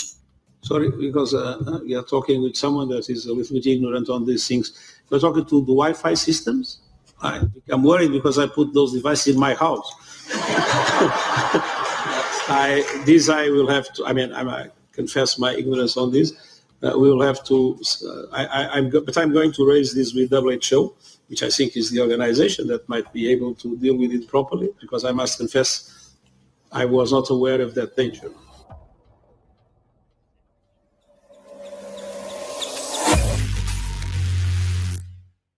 In 1996, when the Telecommunications Act was passed, in it was a provision essentially that kept local officials from addressing health issue concerns when approving or not approving a cell tower. So that's correct. But then something new is happening. We've talked a lot about it on the Solari report, thanks to Jason Boggs-Smith and his website, EMF Warriors. But this is new. This is very, very new. So you're basically, sending out an appeal on something that in one sense hasn't happened yet. This is not just an incremental change. This is a big step up. It's a sea change. An onslaught's not an improper word. It's a bombardment. So instead of a cell tower 1 mile or 2 miles from you and you still have cell phone service, we're going to have antennas every block, and some poor soul is going to have one mounted to utility pole maybe less than 20 meters from their home. So this kind of, invasive bombardment with this many antennas, I mean, just in 1 square mile, if you do the math, 1 per block and 16 blocks per mile, that's about 250 antennas per square mile. The millimeter wave is untested. Former FCC Chairman Tom Wheeler openly said that they don't plan to test. We won't wait for the standards. And then our appeal also addresses the fact that there's a plan to roll out 5G through satellites in low Earth orbit. So 20,000 satellites, which will cover every square foot of the planet with a 5G signal. 6, 5, 4, 3, 2, 1. Night after night, politicians and other leaders were telling Americans that Sputnik revealed that we were at great risk. Not just our pride, but our security is at stake. If Russia wins dominance of this completely new area, well, I think the consequences are fairly plain. Probable Soviet world domination. We choose to go to the moon in this decade and do the other things, not because they are easy, but because they are hard. Because that challenge is one that we're willing to accept, one we are unwilling to postpone, and one we intend to win. Welcome, everybody, to the White House. This is White House 5G Summit. My name is Justin Clark. I'm the Director of Public Liaison, and we are thrilled to have you here today. Really happy to be joined by a lot of leaders in industry, members of Congress and the Senate, White House leaders on this, and people from the FCC. Before we start, one, we are government, so don't assume we know anything, okay? I do agree. I don't know anything. I have become accustomed to giving speeches in my new position on subjects about which I frankly know very little. And we need more cell towers and connections in Connecticut, my home state. It's ridiculous. The U.S. is in the lead thanks to our private sector, as well as the work of the FCC and this administration overall. But China and South Korea and many other countries are eager to claim this mantle. We have every intention to deploy 5G first and reap the benefits of faster and more robust wireless. Yes, I hope we beat China, of course, and get to gigabit speeds and low latency. And the race has begun. Let there be no mistake. The race to 5G is a sprint. Winning the global race to 5G, it's a national priority. We must bear in mind the national security implications of winning the race on 5G. Today, we're talking about the importance of being first in 5G, continued commitment to putting America first in the race to 5G. We're calling it America First, 5G First. Well, our strategy is called the 5G Fast Plan, a plan to facilitate America's superiority in 5G technology. Connected devices for health applications, which I love, has the capacity to make people healthier, as I understand it, a lot of medical applications. Industry is not asking the government for money to build 5G networks. They're asking us to cut the red tape that surrounds infrastructure deployment. We cannot let today's red tape strangle the 5G future. The red tape slows and sometimes stops the building of densified network facilities necessary for 5G. As we continue our efforts to keep government out of the way so that America can continue its leadership for America to win the race to 5G. One path is the government regulatory path. The other path is the private enterprise, free market, gales of creative destruction, Schumpeter path. Have you ever heard that? Gales of creative destruction. It just means let it rip. The new replaces the old. With 5G, we're on the cusp of another era of American innovation. It means an even more connected world for everyone around us, unlocking the potential of the Internet of Things to become safer, healthier, and more sustainable for our future. You know, sometimes, look, we all believe in the 10th Amendment, but sometimes you have to override it.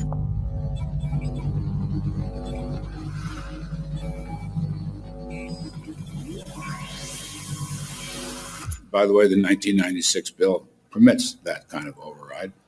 We're not here to be completely heavy-handed, but sometimes you got to do what you got to do. And some of these states or cities that don't want to cooperate want to shake us down. We can't allow obstacles and barriers to stop this movement. That's all.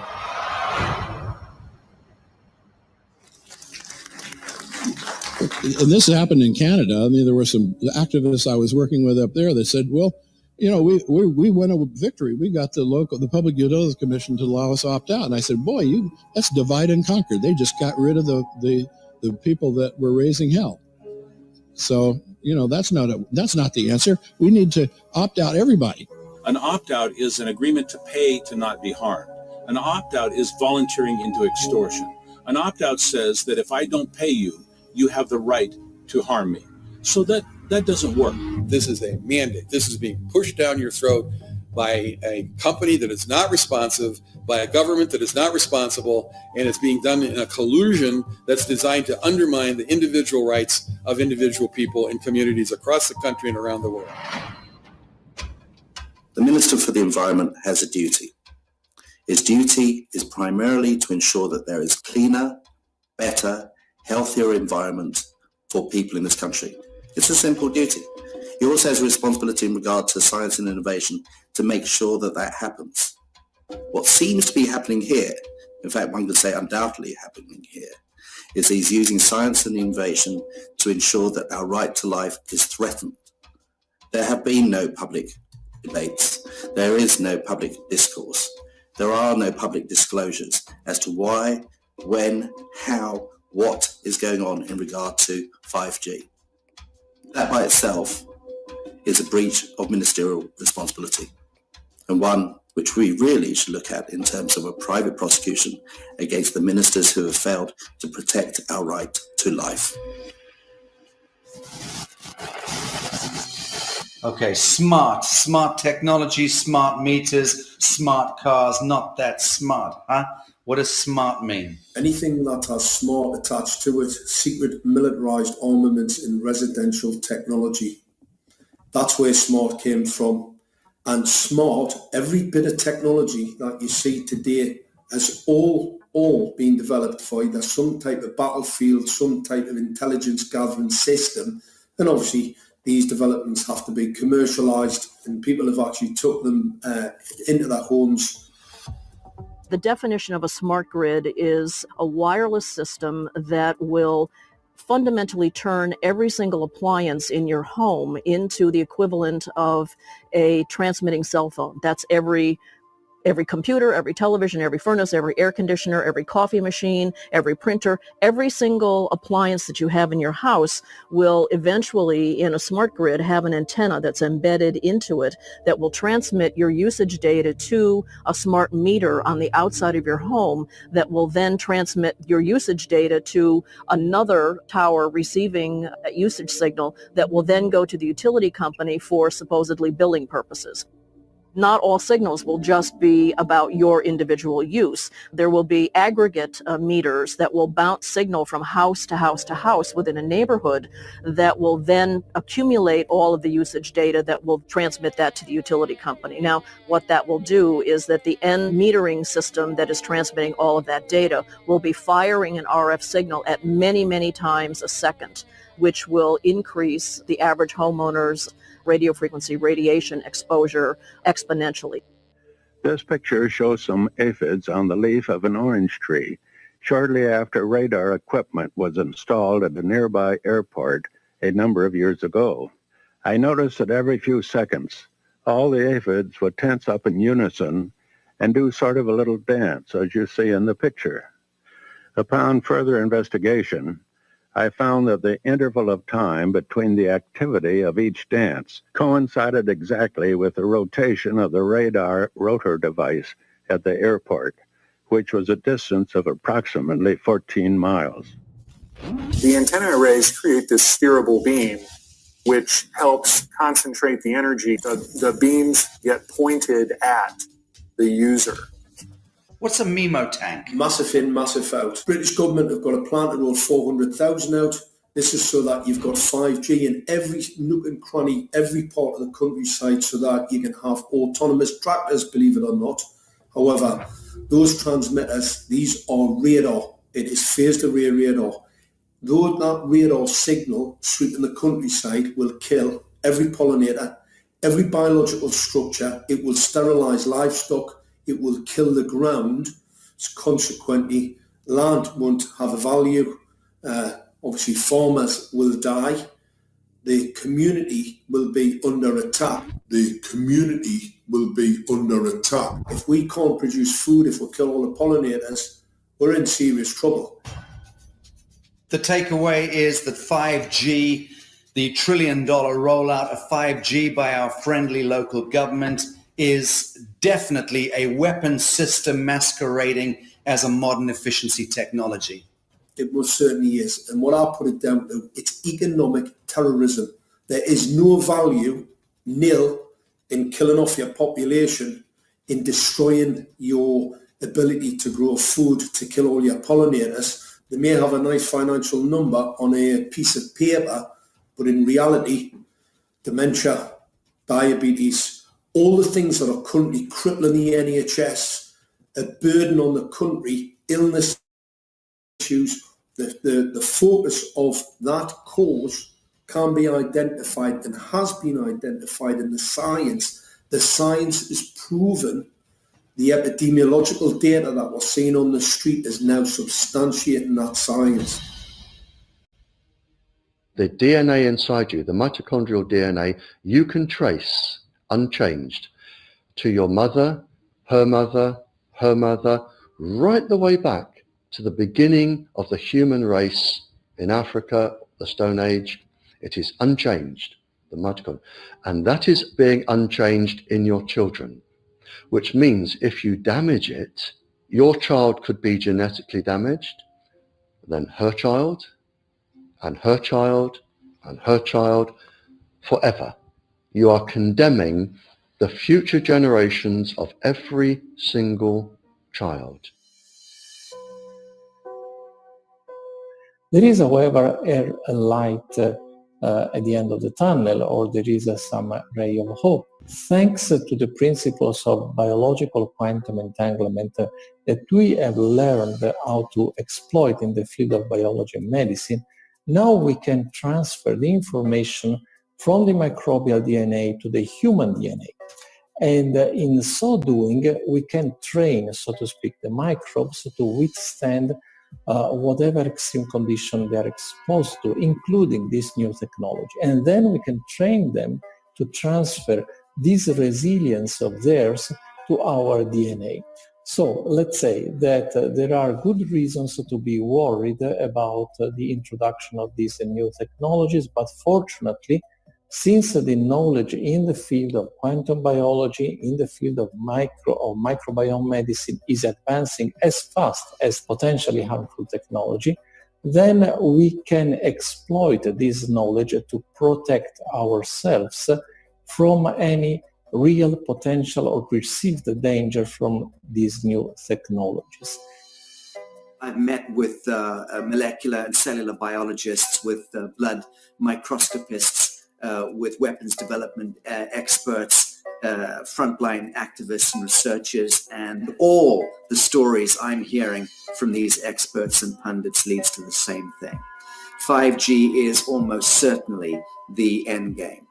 It is an extinction event brought into our homes, into our classrooms, onto the high street, into the very cells and DNA in our human bodies. It is such a perilous threat that it is almost impossible to imagine, let alone describe. When the 5G signature goes live, it will tap into a multitude of satellites which are in geosat orbit around the surface of the Earth.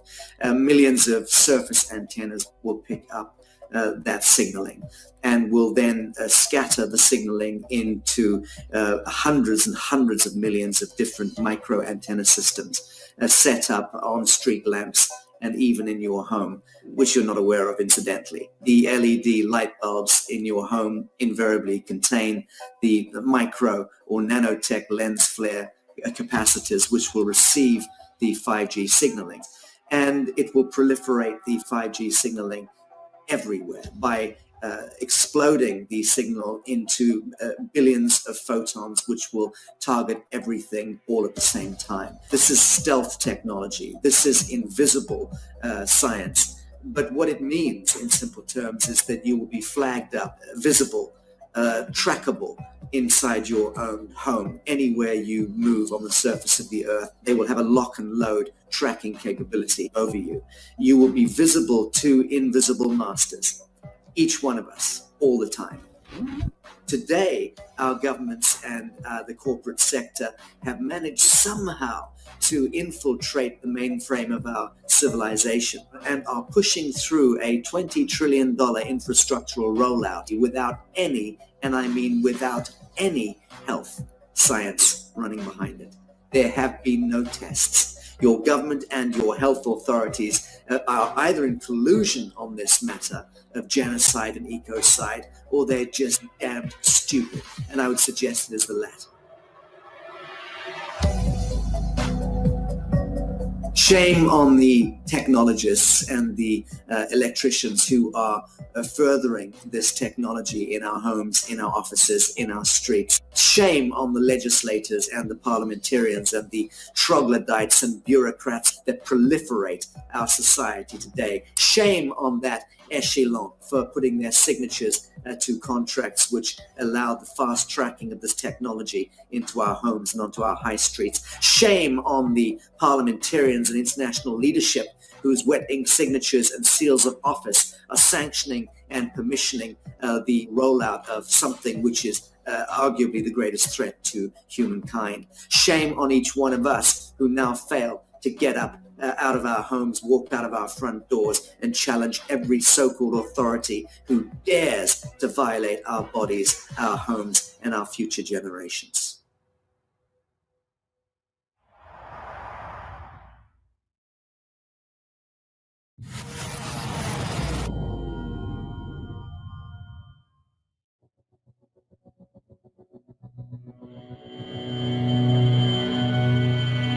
Let's see what kind of cell phone radiation measurement figures we are getting here. 4G network level of SAR is popping up to 10 watts per kilogram, which is actually 5 times more than the regulation limit. When you put your cell phone close to your skin, tightly in pocket, then skin or your body absorbs more radiation than safety limits would permit. Matkapuhelinten säteilyllä ei ole tieteellisesti todennettuja haitallisia vaikutuksia ihmisten terveyteen. Sperm counts had dropped to below 50% of normal in every single technologically advanced country on Earth. So recently, the government of Geneva decided to stop the installation of 5G, but not only 5G, all the technologies are stopped. My conclusion is that electrosmog is disturbing definitely the behavior of honeybees. Children of nowadays, they are exposed at an earlier age. They are very likely to continue to be exposed for longer periods of time. Children are not small adults. They are more sensitive. We do need more research, and that's what we are also trying to contribute. Tässä vaiheessa ei ainakaan voi sanoa, että ne olisi vaarallisia. We don't know. Or the funding agencies don't consider this as a high priority at the moment. Studies show that when you use regular cell phone, your risk of brain cancer is increasing.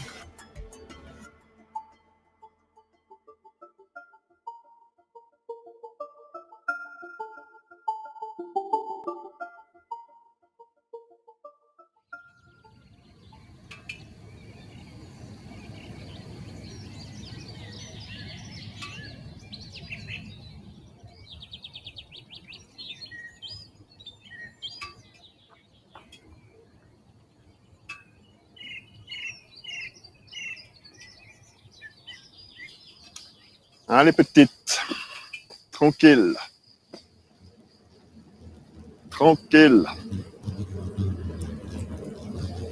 Smoke nowadays, is helping the beekeeper to calm the bees. Oh, there are a lot here.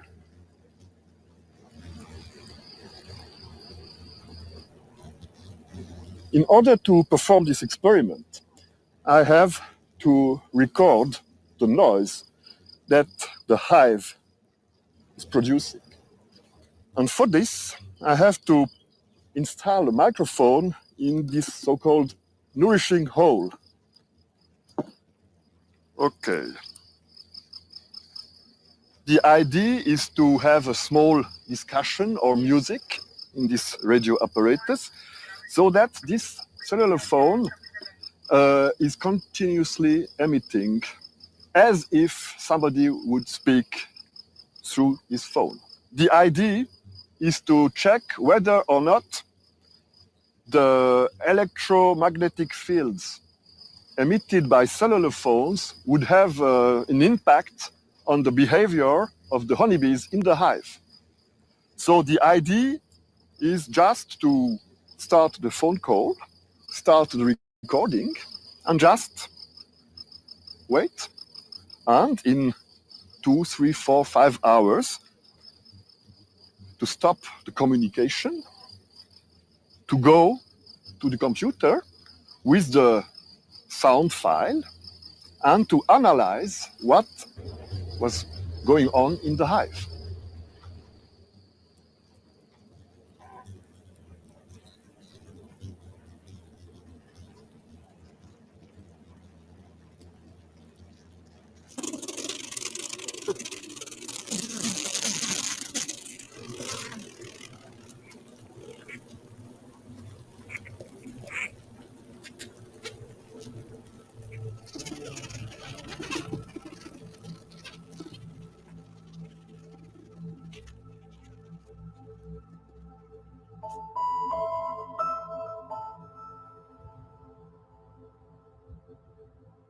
My conclusion is that electrosmog is disturbing definitely the behavior of honeybees. Not only the honeybees are affected. We know honeybees because they are in the hive, we can observe them. But in nature, you have 200 or 300 wild bees, which are also affected with bumblebees, which also help pollination. And the forthcoming 5G will also affect their behavior. So at the end, you will have maybe a collapse of all insects, especially the pollinating insects. And without pollination, you have no fruits, you have no vegetables, and then big trouble. Forthcoming 5G will go up to 60 gigahertz. Now we have 3.8. And according to scientific literature, problems will arrive as soon as we go above a certain value, 6 gigahertz. And in this scientific article, it was shown that insects will suffer in their physiology, behavior, and other problems due to this 5G. And if we have problems with insects, then like a stone rolling, we will have problems on birds, other animals, and in final, we have problems with humans. There is definitely a lack of research.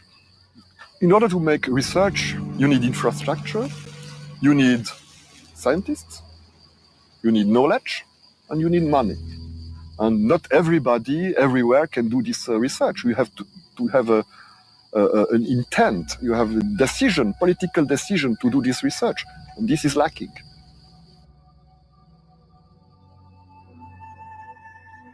Bees and insects are not the only ones being affected by the increase in radiation pollution. For example, a German study found that base stations affect the way trees grow near them. Another major aspect is the increase in energy consumption. If 5G will deliver up to 1,000 times more data, it could also consume up to 1,000 times as much energy. According to a 2020 study, 5G generates twice as much greenhouse gas than wired fiber optics. If there are hazards for the environment, what about humans? We have recruited people who are using mobile phones and collected data on the numbers and durations of their phone calls. We have also asked them about information concerning their lifestyles that are pertinent for cancer risk. And the COSMOS study is rather broad in its scope, in the sense that once we have established cohort, we know about their mobile phone use, then we can follow them up and analyze various health outcomes. The primary interest includes, for instance, brain tumors. We will also analyze several symptoms, including headaches, sleep problems. When the COSMOS study was planned and launched about 10 years ago, then the exposure scenario was still slightly different from today. We were very much focusing on mobile phone use for calls. That has changed afterwards. Nowadays, with lower field strength from the phone, the exposure levels might not be so different during the phone call than they are from the ubiquitous other sources of radio frequency fields, from wireless networks and so forth. Henry Ley from the University of Washington looked into the way funding affects research results in EMF health studies. He found that studies funded by the industry mainly found no harmful health effects. Independently funded studies, on the other hand, mostly found harmful health effects. In Finland, we did get funding from the industry to launch the study early on through a national research program, and later on to carry out the second round survey from Mobile Manufacturers Forum. But it's very obvious that such funding has to be arranged in a way that still maintains the complete scientific independence of the researchers. So far, the results of the COSMOS study show that the most avid cell phone users report having slight increase in headaches after 4 years of phone use. When you put your cell phone close to your skin, tightly in pocket, then skin or your body absorbs more radiation than safety limits would permit. So there is also this problem that with smartphones, we absorb more radiation than predicted in places where our pockets are, where we are keeping our cell phone. There is a lot of debate about the health effects of radio frequency radiation. One thing everyone agrees on is that heating of the cells is bad. All the safety limits are based on preventing heating of the cells, but are there other possible mechanisms of danger? First of all, it's necessary to distinguish between biological effects and health effects. Biological effects, it is simply any kind of effect which occurs, which happens in biological materials. So in our cells or tissues, when we expose person or animal or plant to cell phone radiation, in this case, whether there is something happening. Health effect is different thing. Not every biological effect will lead to health effect. And in principle, one could say that there is number of studies showing biological effects, and there are so many of those studies that it is unfair and scientifically wrong to say that all of them are mistakes done by scientists. In 2018, the U.S. National Toxicology Program published data from long-term research into the harmful health effects of radiation. They found clear evidence that high exposure to radiofrequency radiation used by cell phones was associated with heart tumors in male rats. They also found some evidence of brain tumors and DNA damage. The main concern, I think, really has to do with male fertility. Okay, so there was what's called a meta-analysis review that was published in 2017 by Levine et al. And they found that sperm counts had dropped to below 50% of normal in every single technologically advanced country on Earth. So we have this incredibly widespread drop in sperm counts. And, we don't know for certain that this is caused by the EMFs, but we simply don't have any other hypothesis that makes any sense. So we know the EMFs can do this. I'm not saying that people cannot question this, but but this is a major issue. Studying the health effects of radio frequencies is nothing new. The U.S. Naval Medical Research Institute published a compilation of over 2,300 studies on biological effects in 1971. The effects include heating of organs, muscle contractions, decreased fertility, headaches, insomnia, fatigue, and depression, just to name a few. So the neurological and neuropsychiatric effects are highly advanced in our society already, and they include the kinds of things that we say everybody or many people complain about.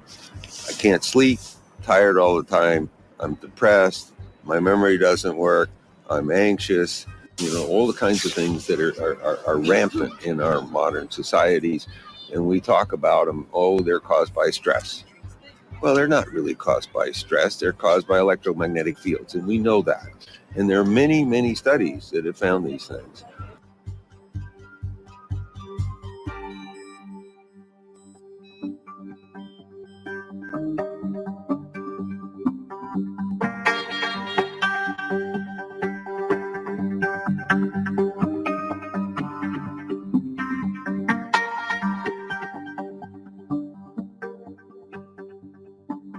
Big question is, will all people be affected or not?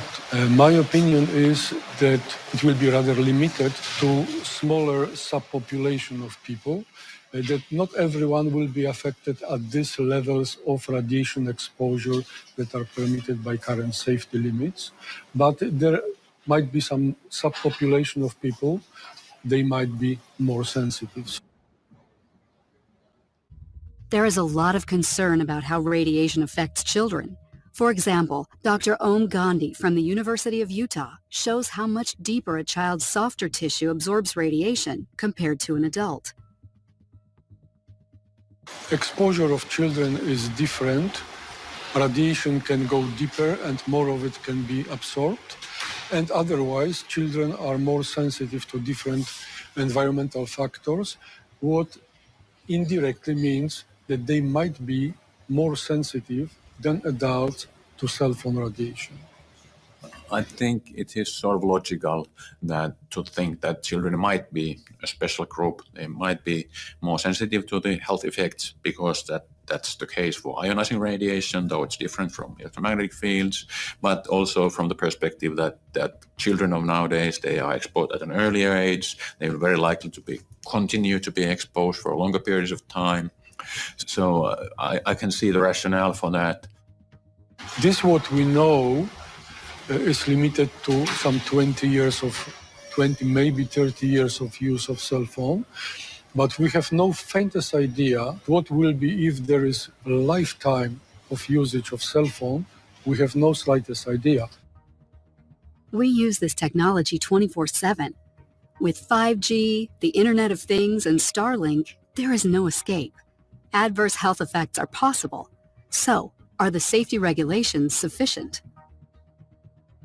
Matkapuhelinten turvallisuutta valvotaan samaan tapaan kuin EU:ssa kaikkien kuluttajatuotteiden, eli valmistaja vastaa käytännössä siitä, että tuotteet on vaatimusten mukaisia, teettää niille valmistusvaiheessa jo kaikki tarvittavat testit. Viranomaisen tehtävä on ottaa markkinoilta näytteitä. Matkapuhelinten tapauksessa otetaan noin 10 matkapuhelinmallia vuosittain mitattavaksi. Every phone has a warning label. Why they have it? Is that because they might think that the phone is causing harm for the people's health? We were very surprised that the current regulation is supposing that the phone is 15 millimeters from the consumer's skin, from the consumer's skull. And that's not exactly how the consumer is using the phone. When he's talking, the phone is connected next to his head. There is a 0 millimeters distance to his skull. And also when the phone is in the pocket, it's just a thin fabric which is giving the distance with the phone and the skin. Because there are health risks, activists have demanded the application of the precautionary principle. The mobile industry, on the other hand, refuses. Actually, in their own guidance, they instruct not going there.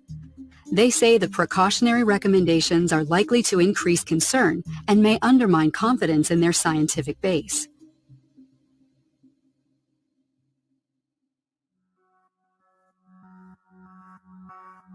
On this WHO EMF project was established in late 90s. Idea was to have in WHO organization that will be dealing with non-ionizing radiation effects. Idea was to provide governments with guidance, what is safe, what is not safe. In practice, EMF project, it is more or less one person, or she needs to rely on somebody else's opinion.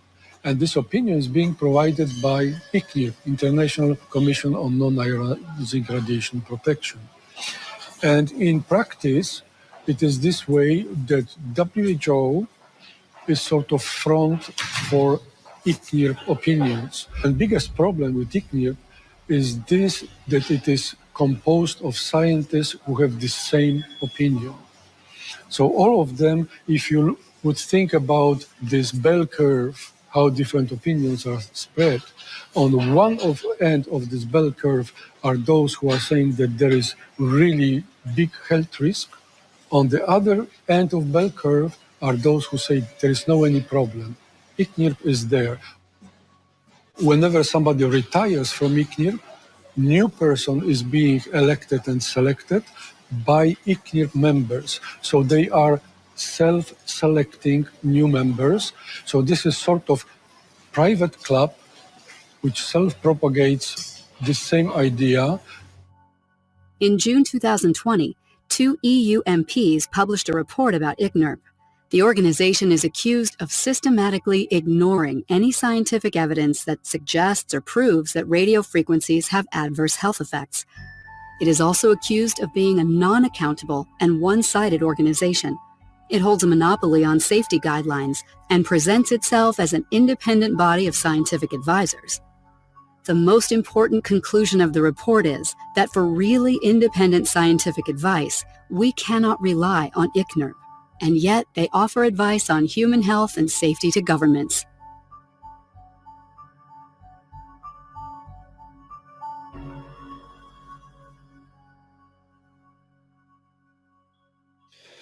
SAR-arvo on mittayksikkö, joka kuvaa radiotaajuisen säteilyn aiheuttamaa altistumista ihmiselle. SAR-arvolle on määritetty turvaraja siten, että Suomessa on asetuksella säädetty sellainen SAR-arvo kuin 2 wattia per kilo päähän ja kehoon. Se koskee muun muassa matkapuhelimia. Tämä arvo perustuu Euroopan unionin ministerineuvoston suositukseen vuodelta 1999.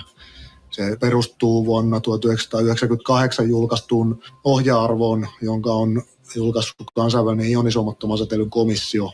Perustuu käytännössä laajaan kirjallisuuskatsaukseen siihen. Raja-arvot, mitä on silloin 1998 asetettu, ei ota mitenkään kantaa siihen, että mistä se altistus tulee. Ne keskittyy puhtaasti radiotaajuisen säteilyn ja kudoksen vuorovaikutukseen. Ja siinä mielessä uusi tekniikka ei millään tavalla automaattisesti tee niistä vanhentuneita. Altistuksen määrä on matkapuolen tekniikoiden myötä lisääntynyt ja sitä kautta on asiaa myös tutkittu paljon enemmän kuin vuonna 1998 oli. Ja näitä rajoja vastaan on tehty aika paljon kirjallisuuskatsauksia, selvitetty, että mitä tämänhetkinen tieto sanoo niiden rajojen ajantasaisuudesta. Ja edelleen ei ole löytynyt selvää näyttöä siitä, että rajoja pienemmällä säteilyllä olisi mitään haitallisia terveysvaikutuksia. Safety limits that Finland implements are safety limits that are recommended by ICNIRP, International Commission on Non-Ionizing Radiation Protection. Are these safety limits sufficient? That's a good question. I think that they are not, and I think that we have indirect evidence that they are not sufficient. Namely, there is a series of epidemiological studies, population studies, examining whether cell phone radiation causes brain cancer in people. And there is a series of 3 different studies done in different population of people that indicate that if person is using cell phone for 10 years or longer, and every day for half an hour or longer, the risk of developing brain cancer is increasing. So the one study says 40% increase, one study 100%, one study 170%. And this is this indirect evidence that safety limits are not okay, because all those people, they were using cell phones that are in compliance with current safety limits. This indicates indirectly that those safety limits are not protecting sufficiently people if risk is increasing.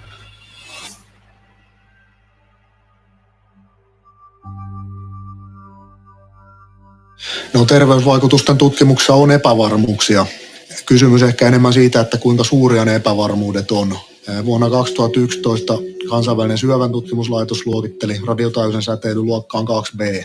Jos vaikka siitä arviosta lähtee, niin tällöin aika monialainen arvostettu asiantuntijaryhmä päätyi sellaiseen tulokseen, että radiotaajuinen säteily on mahdollinen karsinogeeni. Katsottiin, että tutkimustietoa on aika paljonkin.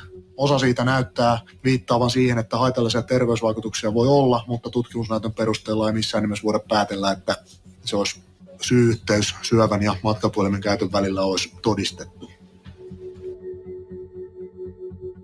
Yeah, as a telecommunication professional, I was also a heavy user of mobile phone, and as well as my partners coming from the same industry. And we had talks with each other that if this is any good for us to talk so much with the cell phone. So we started to take a closer look for the regulation, the existing regulation, that what are the permitted levels of the radiation that the phone is producing for the consumer. And we were quite surprised that there was any institution which is really monitoring the cell phone radiation from the consumer's point of view. Most of the industry, like operators and telecommunication authorities, they were measuring just the base station antennas radio frequency exposure levels. But the main producer of the exposure, which is the phone, was really not monitored at all. Okay. The responsibility today it's 100% on the consumer side. It's not taken with the telecommunication authorities or European Union or FCC or with the telecommunication operators, neither with the mobile phone manufacturers. Jää tietysti viime kädessä jokaisen omaan harkintaan, että miten tällaiseen tieteelliseen epävarmuuteen suhtautuu. Me ollaan opastettu Säteilyturvakeskuksen kannanotossa ja viestinnässä vähentämään lasten altistumista silloin, kun se on helposti mahdollista. So there are regulations on cell phone radiation, but it is not necessarily enough. And as a consumer, you need to be aware of the risks. With the launch of 5G, people around the world have been further alarmed. 5G's installation has even halted in many places, such as Brussels, Geneva, and Milan. We don't have faintest idea how millimeter waves will affect our skin. That skin has profound effects on what is happening inside our body. So all these external factors, light or UV, they affect our skin, and skin affects what is happening. So recently, the government of Geneva decided to stop the installation of 5G, but not only 5G, all the technologies are stopped. Today in Switzerland, we are not in the millimeter wave sector.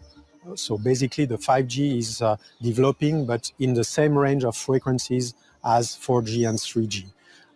So we are in kind of a known territory, if you want, as regards frequencies. Some people are just concerned about the multiplication of antennas. Others are concerned about the fact that there will be a lot of connected objects in their homes. Some people are concerned about the data that will be collected somewhere, and they don't know how, they don't know who will use this data. Of course, there is one main concern, is the health of the people. What must be done is a halt, a stop of this 5G, especially above 6 gigahertz. Stop and study what are the effects of this 5G on animals, plants, on the whole creation. So what should you do? You can debate about the details, but it seems certain that this technology and its use is not 100% safe. There are safety limits, but are they sufficient? People do get sick, some with cancer and some with more minor ailments. The best advice is to start limiting your use and keeping a distance between you and the sources of radiation.